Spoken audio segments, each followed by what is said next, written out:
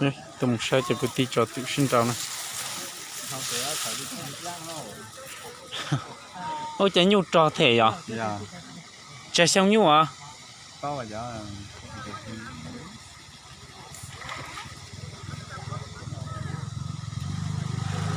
Tụi nó bỏ tao chọn đói rồi đi. Tụi nó chạy từ bên nữa. Tụi nó chạy từ pe rồi. Đủ thế chạy từ pe á. Chép hả? Cái thứ này cho không mà cái chiều giờ phải cho lót ra tẹp tôi phải giúp con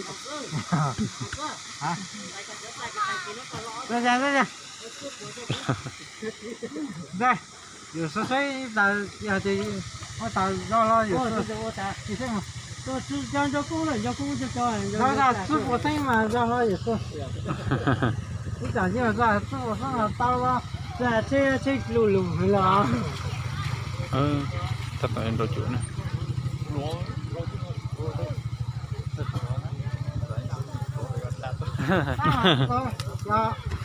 Thì bây giờ giúp đồ thiếu lót theo lại mới là cái tung ban đấy rồi lại mới giờ món nó cho nhiều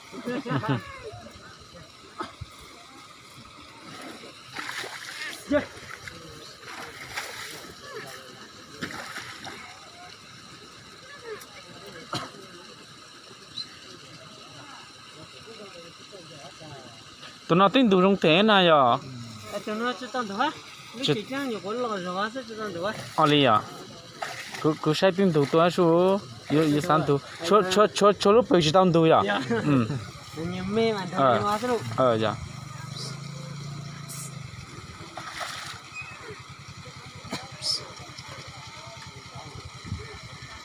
Cho nó giờ mùa này tụi anh tao cho nó giờ phải nó nhiều cái từ nhiều có phải block gió đó nè cho nó tụi phép lót cháo xí à? đấy chứ lù phải chơi ta nè Cà phô của ta dễ ta cái. Ta kính chỉ tôi sai. Cái ta cho rồi nhớ ta kia. rồi nó như cái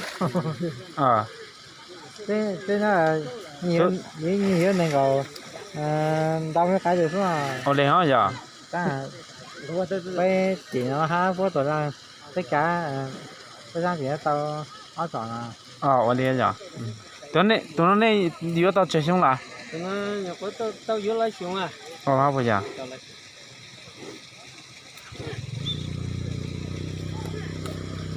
Tụi nó ta kính này chọn rau riêng lò đó. Thằng kia nó xưa chẳng nó chẳng thằng nhau luôn. Lên bây giờ? Cái tên số ra tí từ lâu. Ta ký sư ha? Đó có tí từ đó lâu lại cứ 7 triệu. Đó lại buổi chiều giờ?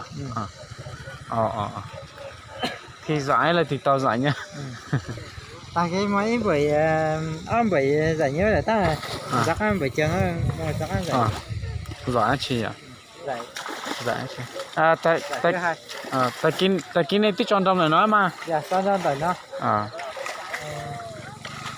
Chắc cái cá nhân tại phải nó bằng ở đây.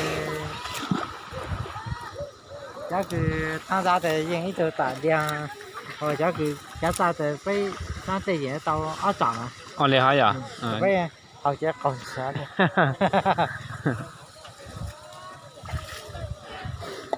Cái là giờ sang là phải kia ha. Lên hả giờ?